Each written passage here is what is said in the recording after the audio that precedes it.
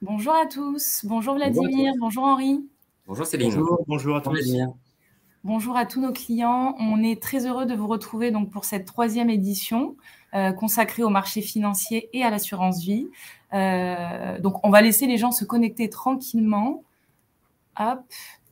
Et en tout cas, voilà, on a créé ce webinaire avec l'idée sous-jacente, effectivement, de vous aider à y voir plus clair pour dynamiser sereinement votre contrat d'assurance vie dans un contexte incertain. Et c'est ça dont on va parler aujourd'hui avec Vladimir Danesi, qui est donc directeur multigestion chez Swiss Life Gestion Privée, et Henri Réau, qui est notre directeur du développement chez placementdirect.fr. Très bien, alors je vous propose, si vous le souhaitez, merci Céline, que l'on débute cette présentation avec un premier point. Vous savez, c'est la période qui veut ça, hein, avec les fameux rendements et les annonces de rendement des fonds en euros.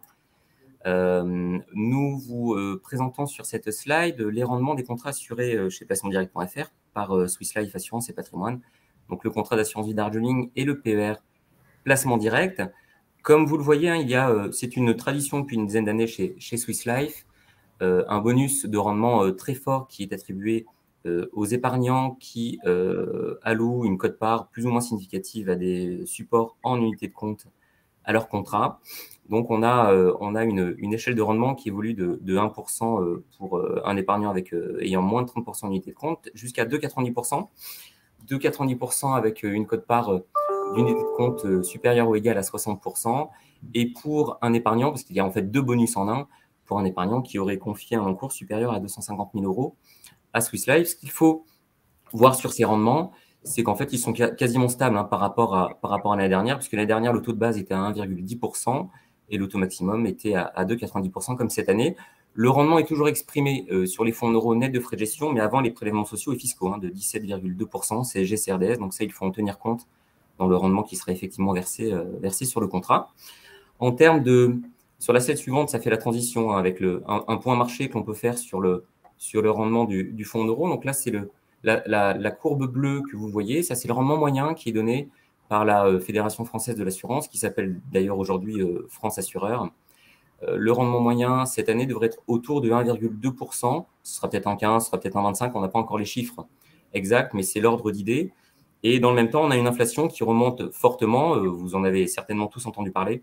Une inflation qui, pour l'année, est selon l'INSEE à 1,60%. Et même si on regarde sur le seul mois de décembre, hein, on est à 2,80% par rapport à décembre dernier. Donc, clairement, cela veut dire cette année que le rendement réel, c'est déjà ce que l'on évoquait il y a 6 mois lors de notre premier webinaire, le rendement réel du fonds en euros est négatif. C'est-à-dire qu'en termes de pouvoir d'achat, vous perdez de l'argent à ne faire que du fonds en euros sur votre contrat d'assurance vie. Donc ça, c'est clairement un paradigme qui change. Et donc, ça vous incite automatiquement aujourd'hui à sortir du 100% fonds en euros pour ceux qui étaient encore investis que sur le seul fonds en euros, afin d'à tout le moins préserver votre patrimoine de l'inflation. Donc, c'est la slide suivante qui permet de mettre l'accent sur une nécessaire diversification aujourd'hui de ces investissements. Alors, ça veut dire quoi? Il ne faut pas non plus faire ça n'importe comment. Sur le contrat d'assurance vie d'Argeling, c'est celui qu'on a pris en exemple.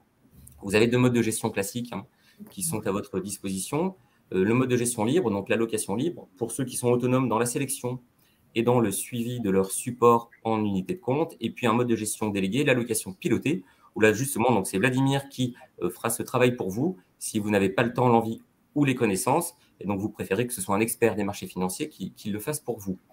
En termes de tarification, juste pour rappel, vous savez, hein, les contrats Internet ont l'avantage de ne pas retenir de frais sur les versements, sur les arbitrages, des frais de gestion relativement raisonnables. Donc, c'est uniquement 0,6% de frais de gestion sur le fonds en euros et les unités de compte en allocation libre, et une majoration à 1% sur les unités de compte sous allocation pilotée, mais on reste à 0,6 sur le fonds en euros. Donc, par exemple, hein, un client qui aurait 50% de fonds en euros, 50% d'unités de compte sous allocation pilotée, aurait au global un contrat avec des frais de gestion à 0,80%. C'est ce que cela veut dire.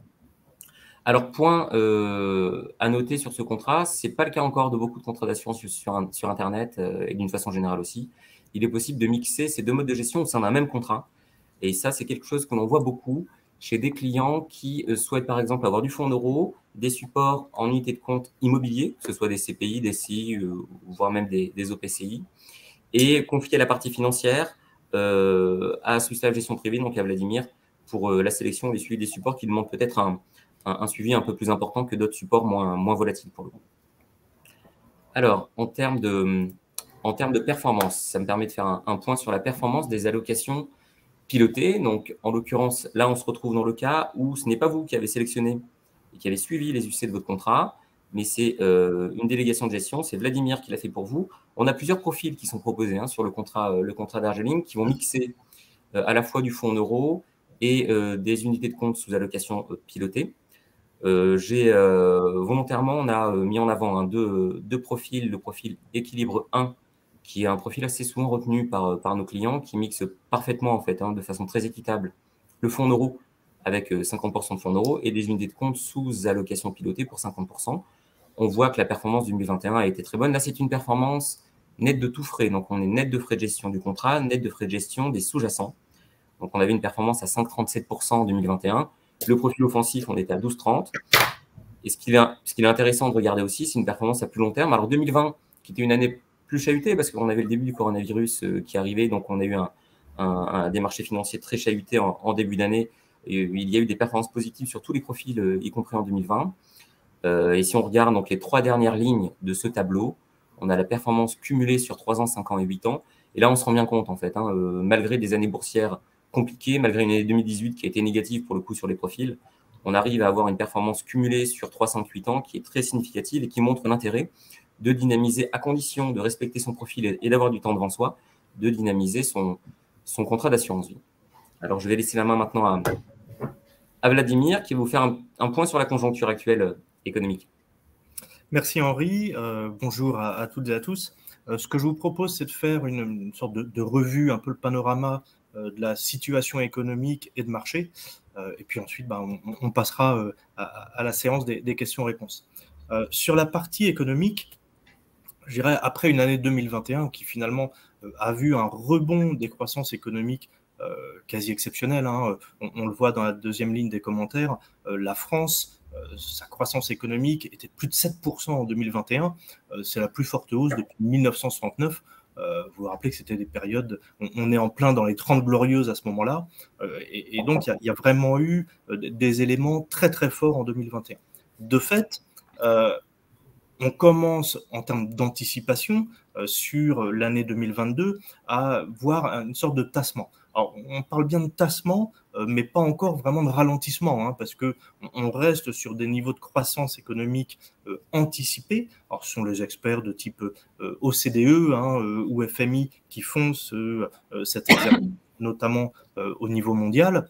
Et on voit que sur les États-Unis, la notion de tassement, c'est qu'en fait, sur fin décembre, on avait encore des anticipations de croissance économique en 2022 à 3,9%, on passe à 3,8%, mais tout ceci se passe après une croissance 2021 à 5,6%. Et vous voyez que sur la zone euro, le 4,2 qui était anticipé à fin décembre pour l'année 2022 devient 4%. Ça reste tout de même des chiffres très élevés, des croissances économiques qui sont vraiment très fortes. La France, imaginons qu'on soit dans la moyenne de la zone euro sur l'année 2022, on aura fait 7% et ensuite 4%. Ça fait plus, je dirais, que rattraper ce qui s'est passé en 2020. Le petit bémol éventuel qu'on peut avoir dans ce tableau, c'est sur la Chine, où effectivement, même si les chiffres restent du même ordre, que ce soit, je dirais, dans les publications de fin décembre ou de celles de fin janvier, on anticipe que, entre guillemets, si on peut toujours dire que, 5,2% pour le moment de croissance économique en Chine sur l'année 2022. Il faut avoir en tête que la Chine, en fait, a eu une politique assez différente de la politique des autres pays sur, je dirais, ce qui se passe pour contrer cette pandémie. Tous ces éléments mis bout à bout font que même si Omicron, on le voit sur le dernier point, je dirais qui est mentionné sur la croissance allemande, même si Omicron a quand même, avec les restrictions qu'il y a pu avoir, eu lui-même un impact, après tous les variants, je dirais qu'on a pu connaître, globalement, on a des perspectives de croissance économique qui, bien qu'elles se tassent, restent plutôt très favorables pour l'année 2022. Alors le sujet, je dirais, clé sur cette année, qui était déjà un peu le démarrage du sujet clé l'année dernière, c'est l'inflation. l'inflation qui, pour l'instant, continue sa progression. Vous voyez sur ces graphiques, on est sur des niveaux pour l'instant d'inflation qui sont très élevés, aux alentours de 7%, voire 7,5%. Le dernier chiffre qui est sorti côté américain, on est à 5% autour sur l'Europe. Alors le cas du Japon est un cas particulier. Vous le savez sans doute, le Japon est un pays qui a plutôt du mal à générer de l'inflation. Malgré tout, on voit que la pente, la progression de cette inflation sur les derniers mois est aussi quelque chose qui évolue de façon assez rapide. Donc, c'est quelque chose qui est, je dirais, le point d'attention probablement principal sur au moins ce début d'année. Les banques centrales qui évoquaient des notions transitoires l'année dernière ont complètement, je dirais, éliminé ce type de terme de leur discours. Maintenant, c'est une inflation qui est bien là. La question, c'est de savoir si elle est durable, et la question, c'est de savoir aussi d'où vient cette inflation. C'est ce qu'on évoque dans la notion de solution qui est davantage industrielle. On a une inflation qui, si je puis me permettre cette expression, est liée à un choc d'offres beaucoup plus qu'à une problématique de demande. C'est-à-dire qu'on a vu émerger un certain nombre de pénuries dans certains secteurs, notamment, vous avez probablement entendu parler du problème des semi-conducteurs. Il y a eu une forte pénurie. La raison est assez, entre guillemets, simple. C'est que les semi-conducteurs, c'est quelque chose qui vient d'une fonderie, et en 2020 en particulier, ces fonderies, pour la plupart, lors de confinement, ont été fermées, et ces fermetures ont généré, je dirais, un arrêt assez brutal de la production. Par ailleurs, pour relancer une fonderie, c'est pas un robinet qu'on ouvre comme ça d'un seul coup et tout repart, c'est quelque chose qui est très long. Il faut relancer les hauts fourneaux, toutes ces choses-là sont assez longues du fait de, je dirais, des systèmes industriels qui sont aujourd'hui peut-être un peu en tension sur cette partie production. Donc on a ce choc-là, les cours du pétrole et de l'énergie n'améliorent pas la situation, effectivement, mais globalement, la solution devrait venir du système industriel mondial, et aujourd'hui on le voit déjà, il y a beaucoup moins de tensions dans ces choses-là. De fait, sur l'impact des marchés, je dirais, on a vite vu sur ces marchés ce qui s'est passé au changement de discours des banquiers centraux. Dès qu'ils ont changé de discours, la volatilité est revenue tout de suite en force. Et surtout, ce qui a été surprenant en revanche, c'est que l'impact sur les marchés d'actions ne s'est pas fait, si j'ose dire, comme d'habitude. Alors le premier point, c'est qu'effectivement sur les taux d'intérêt, globalement, des hausses d'inflation et du coup des annonces de hausse de taux, c'est rarement positif, et tous les segments obligataires ont été impactés. Donc la partie obligataire, on peut le dire, n'a pas joué son rôle refuge, avec un impact à la fois sur les obligations souveraines, c'est-à-dire les obligations émises par les États, mais aussi sur les obligations d'entreprises émises par tous les secteurs, qu'ils soient industriels ou pas, pour financer leurs dettes. De fait, sur la partie action, on a eu une baisse en particulier des secteurs des petites et moyennes capitalisations, notamment dès la fin de 2021. Ça a continué au début de l'année 2022. C'est quelque chose qui est un peu à remarquer, si j'ose dire, parce que d'habitude, ce sont plutôt les grandes capitalisations qui baissent en premier et les petites et moyennes capitalisations qui baissent en deuxième. Donc, il y a un phénomène un peu particulier qui s'est passé là. Parallèlement à cela, on a eu ce qu'on appelle une rotation. C'est un peu le jargon qu'on emploie, je dirais, sur la partie investissement sur les marchés financiers. C'est-à-dire qu'on a tout un pan, toute une catégorie de valeurs qui ont baissé quand d'autres n'ont pas baissé, alors que d'habitude, on a des choses qui sont différentes. Et notamment, ce sont toutes les valeurs dites de qualité ou même les valeurs dites de croissance qui ont particulièrement souffert par rapport, alors le terme d'habitude, c'est les actions dites value, ce sont celles qui en fait sont peu chères entre guillemets ou un peu décotées. Donc les valeurs décotées n'ont pas trop souffert, les valeurs dites de croissance ou de qualité ont souffert, ce qui pour nous est un peu surprenant si j'ose dire, parce que finalement, si on regarde à long terme, normalement, il vaut mieux être peu endetté et avoir des perspectives bénéficiaires élevées lors de phases de hausse de taux plutôt que l'inverse. En termes de perspective, de fait, sur l'année 2022, donc le début de l'année est difficile, en particulier sur les marchés financiers. Sur la partie économique, pas tant que ça, parce qu'en fait, la croissance économique au niveau mondial reste soutenue, quelles que soient les zones. J'évoquais tout à l'heure la Chine, mais malgré tout, plus de 5% de croissance, ça reste une croissance économique soutenue. Donc la partie difficile est surtout sur les marchés financiers. Nous restons confiants, donc, parce qu'il y a cette croissance économique qui est toujours là, qui devrait rester soutenue sur 2022, dans la continuité, moindre bien évidemment, mais dans la continuité de 2021. Les résultats d'entreprise, les premiers résultats que l'on voit apparaître aujourd'hui sont bons. Il y a à peu près 75% en moyenne des entreprises qui sortent des résultats supérieurs à ce qui était attendu.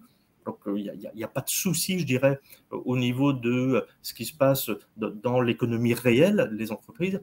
Et enfin, nous pensons que les banquiers centraux, que ce soit la Réserve fédérale américaine ou Madame Lagarde à la BCE, ne devraient pas non plus prendre un risque majeur et à casser cette dynamique.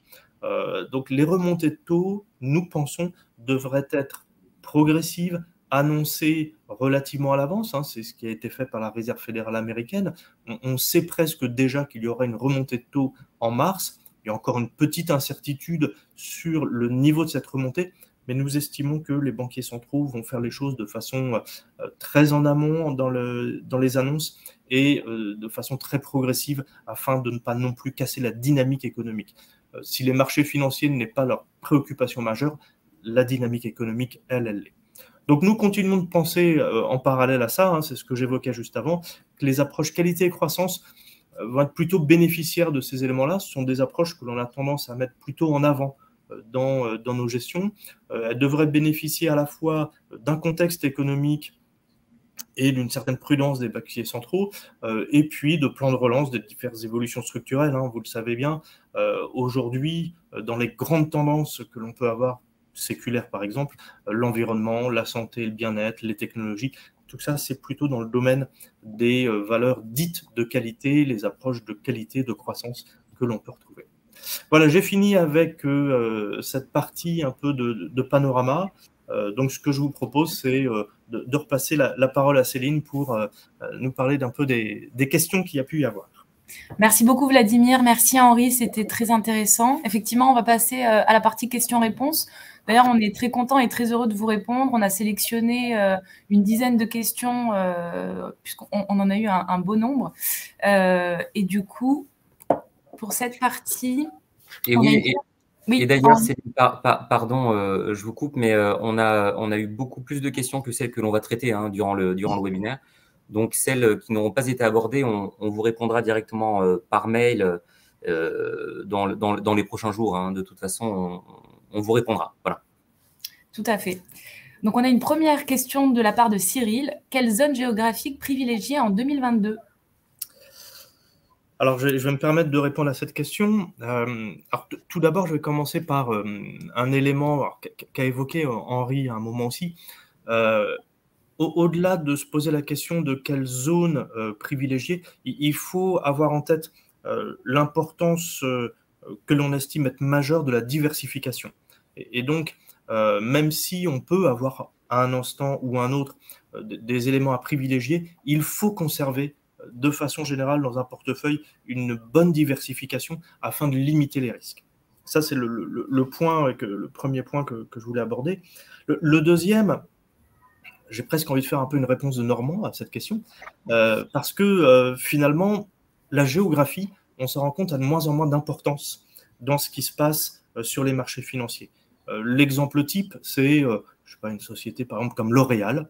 L'Oréal, qui est une société française, fait une partie considérable de son chiffre d'affaires en dehors de France. Donc finalement, qu'est-ce qui va le plus impacter L'Oréal? Est-ce que c'est ce qui se passe en France ou est-ce que c'est ce qui va se passer en Chine? Je dirais qu'on est vraiment dans un environnement maintenant très mondial sur les parties actions en particulier. L'autre élément, c'est que finalement, on s'en rend compte ces dernières années, la notion de thématique prend vraiment le pas sur la notion de géographie. Aujourd'hui, et vous le voyez aussi dans les différents produits qui sont proposés, on va plus se poser la question de est-ce que les technologies sont toujours quelque chose d'intéressant à voir? Est-ce qu'il faut être bien axé sur les thématiques du climat et de l'environnement? Là, ça, j'aurais tendance à répondre d'office oui. Hein, la question ne se pose pas trop. Mais voilà, on se pose beaucoup moins les questions d'un point de vue géographique. Maintenant, je vais quand même essayer d'apporter un petit élément de réponse. Je dirais que globalement, il nous semble que le marché chinois a été particulièrement pénalisé l'année dernière. Le marché chinois, c'est une performance entre moins 10 et moins 15% en 2021. Globalement, on a le sentiment que les autorités chinoises vont faire en sorte que les choses tiennent d'un point de vue à la fois économique et au niveau des entreprises. Donc, je dirais mettre une petite touche sur la Chine, ça nous semble être quelque chose d'intéressant au moins à moyen long terme. En termes de risque, difficile de dire s'il faut le faire maintenant ou demain, mais à moyen long terme, la Chine, pour nous, semble être un investissement intéressant. Merci beaucoup Vladimir pour cette réponse. On passe à la question numéro 2 de Brigitte. Quel est l'intérêt d'investir sur le fonds en euros alors que l'inflation remonte? Je crois qu'elle est pour toi, Henri, celle-ci. Oui, absolument. C'est le vrai sujet actuellement. Hein. C'était d'ailleurs une des slides dont on parlait en introduction. Un rendement réel négatif. Donc, le seul fonds en euros ne suffit plus aujourd'hui à préserver votre patrimoine et votre contrat d'assurance vie d'une augmentation des prix à la consommation. Donc, il faut diversifier, mais il ne faut pas oublier non plus que si vous diversifiez votre contrat sur des supports en unité de compte, certes, ils ont un potentiel de performance supérieur au fonds en euros, mais ils ne sont plus garantis en capital. Le fonds en euros, c'est magique, hein, c'est une garantie en capital à tout moment, un effet cliqué, ce qui veut dire que les intérêts générés chaque année sont définitivement acquis. Des unités de compte, c'est potentiellement plus performant, mais ce n'est plus garanti. Donc, il faut bien avoir ça en tête. Donc, avant tout, il faut respecter son profil d'investisseur, avoir du temps devant soi pour se permettre quelque part d'assumer un peu les à-coups qu'il peut y avoir sur la partie UC de son contrat. Mais le seul fonds en euros, il y a de moins en moins d'intérêt, ça correspond à de moins en moins de personnes. Dans des cas particuliers, sur des horizons courts, des profils très averses au risque, pourquoi pas. Mais en tout cas, il faut dynamiser à petites touches son contrat. Donc, le seul fonds en euros ne suffit plus pour faire face à l'inflation. C'est ce que l'on se disait tout à l'heure. Super, merci Henri. Passons à la question suivante. Paul, quelles peuvent être les conséquences d'une remontée de l'inflation sur les marchés, actions et obligations? Bon, alors, je vais essayer de ne pas être trop long, parce qu'on pourrait presque y passer une heure, voire une émission entière sur cette question. Globalement, pour schématiser, une remontée de l'inflation, alors sauf à ce qu'on anticipe une récession, ce qui n'est pas le cas. Une remontée de l'inflation, généralement, quand elle est significative, va être combattue, entre guillemets, par les banquiers centraux, par une remontée de ce qu'on appelle les taux directeurs. C'est-à-dire c'est les taux très très courts sur lesquels les banques centrales peuvent agir directement. Ces remontées de taux directeurs ont généralement un impact à ce que les taux longs se mettent aussi à monter. Si les taux longs montent, alors les marchés obligataires baissent, puisqu'en fait, la relation est directement inversée entre le prix d'une obligation et la variation du taux d'intérêt. Maintenant, une fois qu'on a dit ça, on se dit que du coup, les marchés obligataires, a priori, en cas de remontée d'inflation, sont plutôt, je dirais, pénalisés. Encore une fois, sauf si on anticipe une récession. Sur la partie action, c'est un peu plus, je dirais, pas nécessairement complexe, mais en tout cas, il y a d'autres facteurs qui rentrent en jeu. C'est pas l'inflation directement ou les taux d'intérêt directement qui vont impacter les marchés d'actions, mais c'est ce qu'on appelle les taux réels. Le taux réel, c'est, pour simplifier, le taux long moins l'inflation. Et aujourd'hui, nos taux longs, par exemple en France, sont de l'ordre de entre 0,7 et 0,8%. Ils sont remontés, hein, ils étaient négatifs l'année dernière à un moment, le taux à 10 ans français. Donc c'est une remontée significative. Malgré tout, ce 0,7-0,8%, c'est bien inférieur à l'inflation. Donc on a un taux réel qui est toujours négatif. Ça, c'est bon pour les actions. Une entreprise, en réalité, sa problématique, son endettement, tout ça, se fait par rapport à ce taux réel. Donc, elle s'endette entre guillemets, à bas coût, l'entreprise, sur des taux réels négatifs. Donc, ce qui sera gênant, c'est si les taux longs commencent à être plus élevés que l'inflation. Par ailleurs, l'autre élément qui va jouer entre de l'inflation ou du taux d'intérêt, c'est les bénéfices que font l'entreprise, puisqu'en définitive, une entreprise, son prix, pour très simplifier, c'est les bénéfices futurs qui vont être faits, actualiser un certain taux d'intérêt pour avoir une notion du prix aujourd'hui. Donc, si ces bénéfices restent supérieurs significativement au taux d'intérêt, il n'y a pas de souci. Et si les bénéfices augmentent plus rapidement que l'inflation ou les taux d'intérêt, l'entreprise, elle continue à générer de l'argent et donc, en fait, sa valeur devrait continuer à progresser. Donc, je dirais que globalement, nous, ce que l'on pense, c'est que les taux réels devraient rester modérés. C'est ce que j'évoquais. On n'imagine pas les banques centrales casser la dynamique de croissance. Par ailleurs, ce que j'évoquais aussi, les résultats d'entreprise restent bons. Et donc, nous, dans une optique 2022, je dirais, nous restons plutôt favorables au marché d'actions. Nous pensons qu'il y aura du risque de la volatilité qui va revenir, qui est déjà revenue, mais que globalement, les marchés d'actions devraient pouvoir progresser. En particulier, ce que j'évoquais aussi à un moment, les valeurs dites de qualité avec un biais croissance, puisque c'est là qu'on trouvera en fait les perspectives bénéficiaires les plus élevées. Voilà, j'espère que je suis parvenu à répondre à la question sans trop prendre de temps, mais voilà, c'était une excellente question. C'est clair. C'est très clair, Vladimir, et merci pour ces précisions. Ça aura donné en tout cas des éléments de réponse, je l'espère. Question suivante. Hop. Alain, les supports en immobilier, SCPI, OPCI, SC, SCI, sont-ils de bons placements en période d'inflation? Oui, on reste sur une question qui est liée à l'actualité forte du moment sur l'inflation, pour le coup. Les supports immobiliers qui ont généré beaucoup d'appétit des épargnants depuis plusieurs années, que ce soit les SCPI qui sont les supports les plus connus sur la partie immobilière, mais les OPCI ou les SCSCI. D'une façon générale, sur l'immobilier, l'inflation, ça a un côté positif puisque ça a tendance à revaloriser les loyers qui vont être indexés sur l'inflation.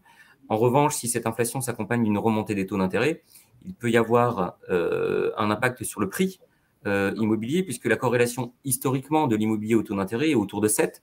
C'est-à-dire qu'en moyenne, quand vous avez une augmentation de 1% des taux d'intérêt, les prix en moyenne ont tendance à baisser d'environ 7% et inversement. C'est ce qui a soutenu bien sûr la baisse des taux, la formidable augmentation des prix d'immobilier d'une façon générale en France et en particulier dans les zones géographiques denses que l'on a connues depuis de très nombreuses années. C'est le cas de Paris notamment. Donc voilà, ce sont ces éléments à avoir en tête. Pour la partie loyer, c'est plutôt favorable. Pour la partie prix, attention, si on est dans des volumes maîtrisés, il n'y aura pas d'impact. S'il commence à y avoir une augmentation des taux significative, ça peut faire baisser le pouvoir d'achat immobilier des acquéreurs et donc quelque part de faire se corriger un petit peu les prix aussi. Merci Henri. Question suivante d'Edith. Quelle perspective pour les entreprises de la tech? Quelle trajectoire pour le dollar? Alors, en fait, il y a deux questions là, il n'y en a pas qu'une. Tout à fait. Alors, sur la tech. Alors déjà, la tech aujourd'hui, c'est pas la tech d'hier. Et la tech aujourd'hui, ça représente énormément de choses différentes. Que ce soit d'un point de vue taille de capitalisation, on voit dans la tech, c'est les plus grosses capitalisations mondiales, on en parle souvent dans les médias, ce sont des entreprises de la tech. Apple, Amazon, Alphabet, qui est la maison mère de Google, Meta, qui est le nouveau nom de Facebook, tout ça, ce sont de très très grosses capitalisations boursières. On trouvera aussi de la tech dans des petites entreprises. Les petites entreprises très innovantes sont de la tech. Donc ça, c'est un premier point à avoir en tête. Et je dirais, je ferai un peu le parallèle avec le graphique que je montrais tout à l'heure. La différence s'est faite depuis le début de l'année entre les grandes capitalisations et les petites. Pas tant sur, je dirais, un secteur ou une thématique. Ensuite, justement, la technologie, ça recouvre aujourd'hui beaucoup de thématiques. Je vais prendre un exemple. Tesla, c'est à la fois de l'automobile et de la technologie. Un autre exemple, Apple, c'est à la fois de la technologie et ce qu'on appelle de la consommation discrétionnaire. Dans la technologie, vous avez aussi de plus en plus d'entreprises liées à la santé, ce qu'on appelle les medtech. Donc, toutes les entreprises qui font de la technologie dans le domaine médical. Donc, je dirais, les entreprises de la tech, dans leur globalité, c'est un peu compliqué. Maintenant, de façon générale, ces entreprises-là sont vraiment souvent associées à ce qu'on va appeler des grandes tendances séculaires. Pour lutter contre le réchauffement climatique, il y aura des solutions qui passeront par de la technologie. Pour demain, je dirais dans le cadre de la santé et du bien-être, ne serait-ce que pour du suivi, il y aura des éléments technologiques. Donc de toute façon, nous pensons que sur la partie technologique, les tendances de fond sont tellement fortes, tellement longues que globalement les perspectives restent bonnes. Après, il peut y avoir de la volatilité, il peut y avoir des moments où c'est un peu plus difficile. Mais globalement, on reste plutôt favorable et c'est d'ailleurs souvent un thème qui est présent dans nos portefeuilles, hein, l'aspect technologique.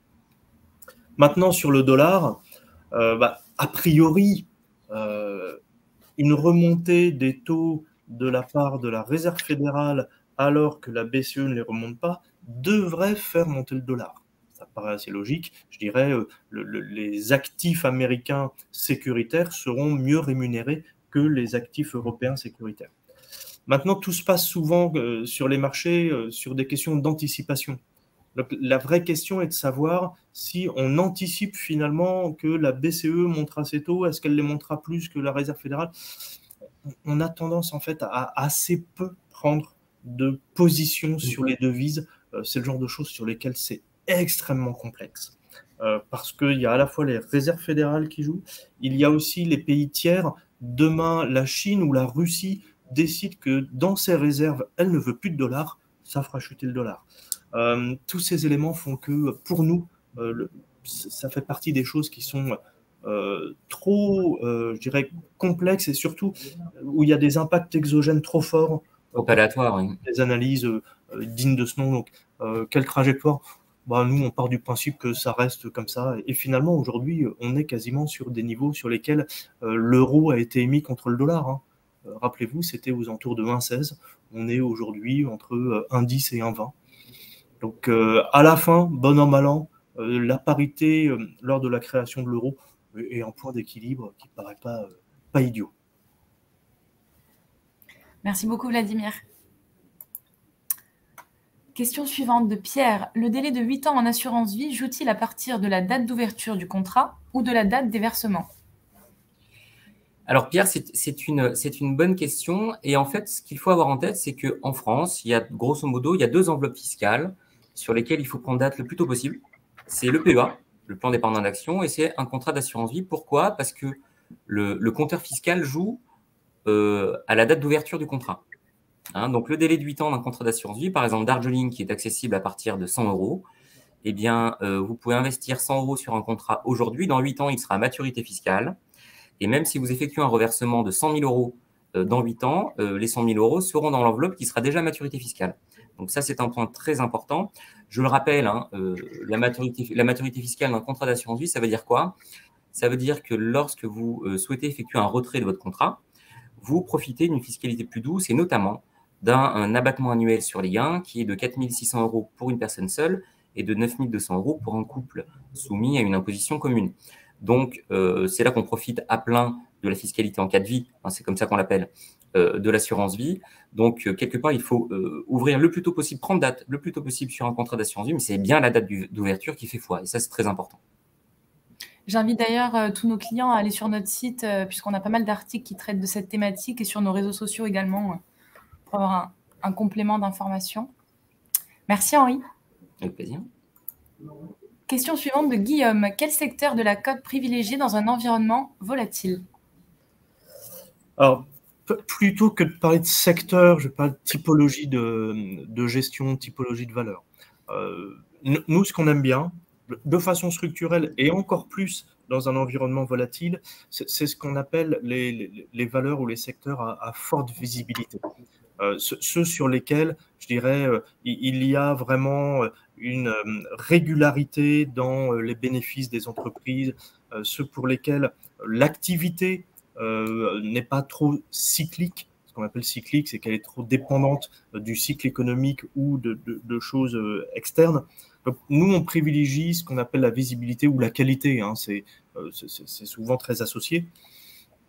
Et je dirais non seulement on privilégie ça de façon structurelle, mais en plus, dans un environnement volatile, ce sont traditionnellement les approches ou les valeurs qui sont un peu moins volatiles.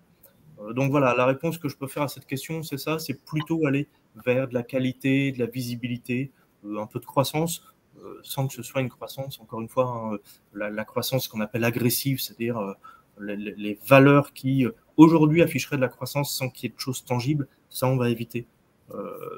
Le solide et le concret, c'est une bonne chose. Super, merci beaucoup Vladimir. Une question de Fabrice. Quel est l'impact d'une augmentation des taux sur le fonds en euros? Oui, alors ça, c'est une question. On en entendait beaucoup parler, notamment au moment de la crise de la dette en Europe en 2011 avec les fameux PIGS, la Portugal, Italie, Irlande, Espagne et Grèce, où il y a eu des tensions obligataires assez importantes. Et on parlait beaucoup du fonds en euros à ce moment-là. Alors actuellement, on n'est pas du tout dans ce niveau d'augmentation des taux d'intérêt sur les marchés. Toutefois, ce qu'il faut voir, c'est que le fonds en euros quand même souffre depuis 30 ou 35 ans que les taux d'intérêt baissent, de cette baisse de taux d'intérêt, parce qu'un fonds en euros est composé environ à 80% d'actifs obligataires, détenus essentiellement en direct par les assureurs, et les assureurs ne peuvent servir dans leur rendement que le coupon. Ils ne peuvent pas servir d'une façon générale, pour faire simple, la plus-value. Donc, ils sont impactés mécaniquement par la baisse des taux. Donc, les rendements s'en trouvent impactés mécaniquement, de facto. Il n'y a pas de sujet sur ce point. Donc, si on pense à une comment dirais-je, à une hausse progressive des taux d'intérêt, c'est plutôt quelque chose qui aurait tendance à limiter l'effet dilutif du rendement, avec le réinvestissement chaque année d'une bonne partie du portefeuille obligataire des assureurs à des taux très faibles et inférieurs au rendement obligataire moyen qu'ils ont en portefeuille. Donc, si on a une augmentation, c'est plutôt favorable. Donc, ce point, si c'est linéaire, si c'est pas trop agressif, c'est quelque chose qui viendra redonner un petit coup de boost au fonds en euros. Ce qu'il faut éviter, quelque part, c'est le crack obligataire, mais ça, il faut l'éviter sur tous les marchés de toute façon. Hein. Mais c'est si demain, on a des taux d'intérêt qui passent au-dessus du rendement moyen obligataire des actifs généraux des assureurs, donc du fonds en euros. Là, potentiellement, on aurait des moins-values latentes, et en cas de sortie massive des contrats d'assurance vie, il pourrait y avoir des problèmes autour de ça. Mais on n'y est absolument pas. Il y a des marges et des garde-fous énormes. Il y a des réserves de rendement considérables. Donc, c'est plutôt une bonne nouvelle qu'il y ait une reflation, en quelque sorte, des taux d'intérêt actuellement pour le fonds en euros. Superbe. Merci, Henri. Question suivante de Pascal. Peut-on encore miser cette année sur des fonds matières premières? Tout dépend des matières premières. Il y a tellement de choses dans les matières premières que c'est un peu compliqué de répondre comme ça directement à cette question. Je dirais que les matières premières qui, notamment tout ce qui va être métaux liés à la transition énergétique, probablement qu'on peut encore miser dessus parce que, je dirais, globalement, pour construire des batteries, il faut des métaux. Pour construire des éoliennes, il faut des métaux. Dans le photovoltaïque, il faut des matières premières. Donc, tout ce qui participera à la transition énergétique, je dirais probablement. Après, globalement, les matières premières, on est véritablement là sur un marché où on est purement sur un équilibre entre de l'offre et de la demande. Si l'offre est supérieure à la demande, je dirais globalement la matière première baisse. Si l'offre est inférieure à la demande, la matière première monte. Tout le jeu, c'est de trouver un équilibre là-dessus. C'est ce que cherche à faire l'OPEP avec le pétrole, c'est de trouver le bon équilibre pour arriver à un prix du pétrole qui contente les producteurs et qui ne va pas être trop élevé pour les consommateurs. Alors, c'est compliqué, hein, parce qu'un équilibre comme ça, on ne le trouve pas en réglant un bouton et puis on est tout de suite sur l'équilibre. C'est des choses qui se mettent en place très lentement, très longues, et assez souvent, on va un peu au-delà. Donc, ils sont allés un peu au-delà en réduisant, parce qu'à un moment, vous vous rappelez, hein, en 2020, le baril du pétrole était descendu aux alentours de 10 $. On a même évoqué à un moment du pétrole qui était en négatif en termes de prix. Donc, on a eu en 2020 des choses fondamentales. Il n'y avait plus de demande, donc l'offre était trop abondante. Ensuite, l'offre a été réduite, la demande est repartie, donc on a le déséquilibre. Je pense qu'en 2022, ça va être l'occasion normalement de revenir à dirais, une phase un peu plus standardisée qui va permettre de rééquilibrer cette offre et cette demande. Et donc, sur, je dirais, la plupart des matières premières classiques, on devrait être sur un bon an, mal an, un équilibre qui va se recréer au cours de cette année. En revanche, ce que j'évoquais, tout ce qui est lié à la transition, la demande va continuer à progresser. Donc, si vous voulez investir sur des fonds matières premières, moi, j'irais sur des choses très spécifiques sur ce qui est lié à la transition énergétique notamment. Merci Vladimir pour ces éléments de réponse. Prochaine question. Donc, Philippe, existe-t-il un placement garanti rapportant plus de 1%? Alors ici, la réponse est clairement non, pour le coup. Le taux sans risque en matière de placement, il est donné par le livret A ou le fonds d'euro dans le contrat d'assurance vie. On est autour de 1% aujourd'hui. Tout ce qui dépasse ce chiffre-là, ou il peut y avoir des fonds d'euros ou des livrets boostés qui vont un petit peu au-delà, mais d'une façon générale, les placements qui sont proposés, garantis, affichant une rémunération à 4, 5, 6, 7%, c'est qu'il y a un loup. Derrière, ce n'est pas possible. Donc, l'AMF, d'ailleurs, fait beaucoup d'annonces sur ce type de solutions qui sont notamment proposées sur Internet. Attention, non. Ce type de rémunération sans risque, ce n'est pas possible. Si vous dépassez le taux sans risque donné par les livrets réglementés ou un fonds en euros, ça veut dire qu'il y a potentiellement une prise de risque et un risque donc de perte en capital derrière. Ok, très clair. Merci Henri. Je crois qu'il reste 2 questions. Alain, les taux obligataires vont-ils remonter durablement? Alors là, je peux répondre très rapidement, oui. Maintenant, je vais peut-être essayer de m'expliquer un peu. Oui, parce que de toute façon, ils étaient extraordinairement bas. Et ils sont toujours extraordinairement bas. J'évoquais tout à l'heure le taux à 10 ans français entre 0,7 et 0,8. Franchement, on paye quasiment, enfin, on est payé de rien du tout pour que l'État français s'endette. Donc, je dirais, ce sont des taux qui sont toujours très faibles et qui correspondent, je dirais, à des situations exceptionnelles, des situations de crise. Donc, demain, avec, d'une part, l'inflation, ce qu'on a évoqué tout à l'heure, avec son impact sur la hausse des taux, même si l'inflation est amenée à ralentir, globalement, on peut estimer que la cible d'inflation en 1,5 et 2% sur long terme, c'est ce qu'on est censé avoir. En théorie, si on place sur une obligation, on est censé être rémunéré au-dessus de l'inflation. Parce que sinon, ça ne sert à rien. On va perdre de l'argent à prêter aux États. Donc, normalement, à terme, mais encore une fois, à terme, donc le terme étant peut-être dans 2-3 ans, on devrait avoir des taux d'intérêt à 10 ans français au-dessus de 2%. Donc, ils vont continuer à monter. Durablement, oui.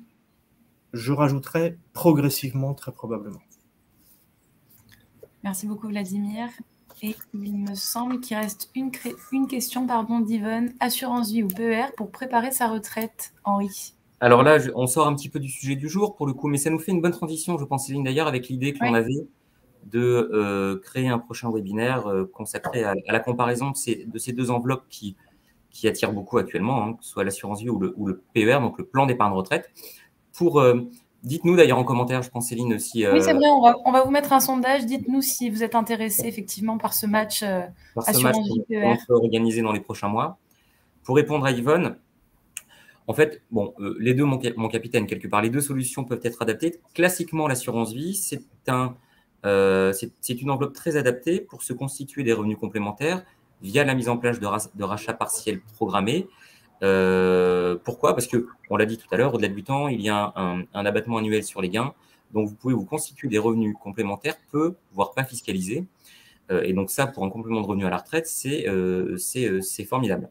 Après, le PER qui a été lancé il y a environ 2 ans apporte une vraie valeur ajoutée aujourd'hui, mais surtout à ceux qui ont un taux marginal d'imposition, donc qui sont très fortement imposés sur leurs revenus actuellement, parce qu'il y a en plus de ces possibilités de compléter ces revenus à la retraite via non plus uniquement des rentes viagères, mais également des retraits en capital, cet avantage fiscal de la déductibilité des versements. Donc, si vous avez un taux marginal d'imposition très élevé, à 30, 41, voire 45%, cela peut devenir très intéressant, mais bon, donc c'est au cas par cas.